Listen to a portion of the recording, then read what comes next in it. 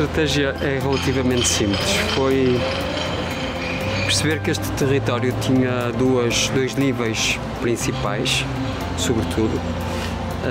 A cota da linha férrea e das saídas dos cais de embarque da estação de Campanhã e uma cota mais baixa que corresponde ao nó da Bonjoia, que é no fundo o sítio onde as saídas da VCI iam desaguar. E a diferença destas duas cotas é relevante porque era de cerca de 12 metros, o que significava que em 12 metros é possível construir com o gabarito necessário o espaço de terminal para as caminhonetes e para as viaturas ligeiras e incluir ainda nesta diferença de cotas o arcabouço da estrutura que ia fazer o vão deste espaço. Portanto, a estratégia corresponde exatamente a isso, a colocar um nível superior toda a circulação pedonal. Está a cota alta, está a cota da linha férrea, da saída dos utentes dos comboios e da saída das carruagens, e à cota baixa colocar a circulação mecânica. Pronto, e ao fazer esta separação muito clara e ao mesmo tempo muito direta, toda a estratégia se baseia no fundo nesta lógica de circulações pedonal numa cota e mecânica numa cota mais baixa.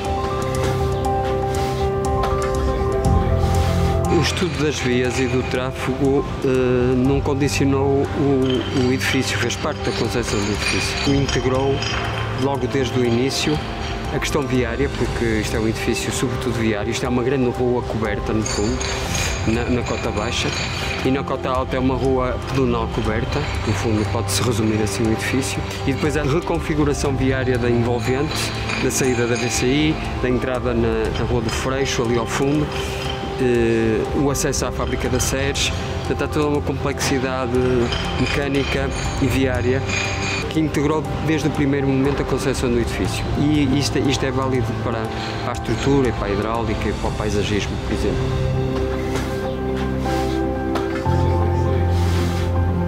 A partir do momento que se definiu esta estratégia tipológica, esta modulação e esta extensão do edifício, decidiu-se modular fortemente o edifício através de um vão de 7,5 metros, que é este vão que vocês veem aqui, entre estes pórticos.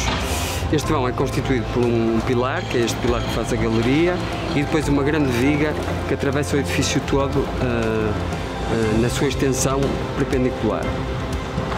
E, portanto, o edifício é muito estruturado através da repetição deste pórtico, é quase uma repetição infinita, desde o início até ao fim do edifício, e depois o vão desta viga vai diminuindo em função deste espaço triangular, que é um espaço que se configura entre esta paralela ao parque e esta diagonal que é definida pelo próprio limite da estação de caminho de ferro, e esta viga vai sendo dimensionada em função deste vão que vai crescendo ou vai aumentando em função da saída do terminal.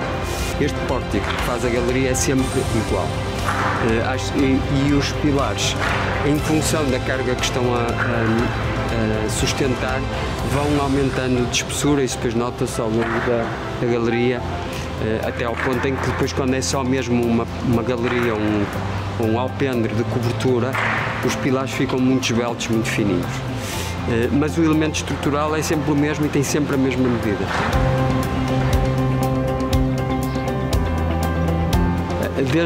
Desde o início, esta intervenção sempre foi pensada muito para além da infraestrutura e do edifício em si.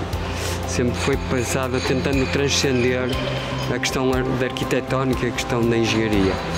A sua concepção tem por base a ideia de renovação urbana.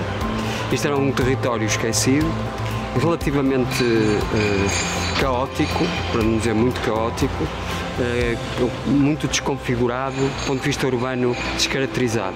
Portanto, nós achamos que isto foi uma oportunidade, o argumento de construir este equipamento transportava esta oportunidade quase histórica, não é?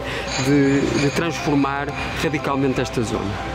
E, portanto, o edifício foi concebido a partir desta ideia de transformação urbana, de criar um grande espaço público muito aberto, muito panorâmico, que pusesse em relação a própria topografia desta zona de Cavanhã e a sua luminosidade, que é muito especial, e depois todas as questões do tecido urbano que está expectante, e de pôr em evidência também alguns edifícios relevantes que existiam aqui, que estavam de alguma maneira também submersos nesta paisagem muito anacrónica, como seja a Quinta do Mitra, ali a norte, a sul ali o Colégio de Campanhã e a própria fábrica da SEDES, que é um objeto arquitetonicamente interessante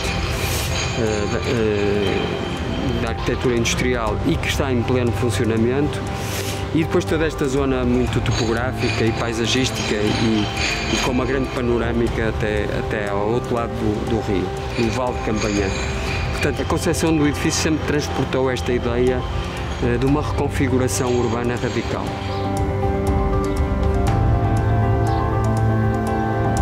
A ocupação funcional do edifício acompanha aquela lógica das cotas, ou seja, há a cota alta, que é, digamos, a cota predominantemente pedonal, vão estar toda uma série de pequenos equipamentos que são inseridos aqui nestas zonas entre as vigas, que são apoios ao próprio funcionamento do terminal, como sejam espaços públicos de espera, salas de espera, zonas de instalações sanitárias, zonas de loja, zonas de cafés e outras áreas públicas e espaços funcionais do próprio terminal, como sejam escritórios, zonas de apoio aos camionistas e às pessoas que utilizam no dia-a-dia o próprio edifício, balneários, etc.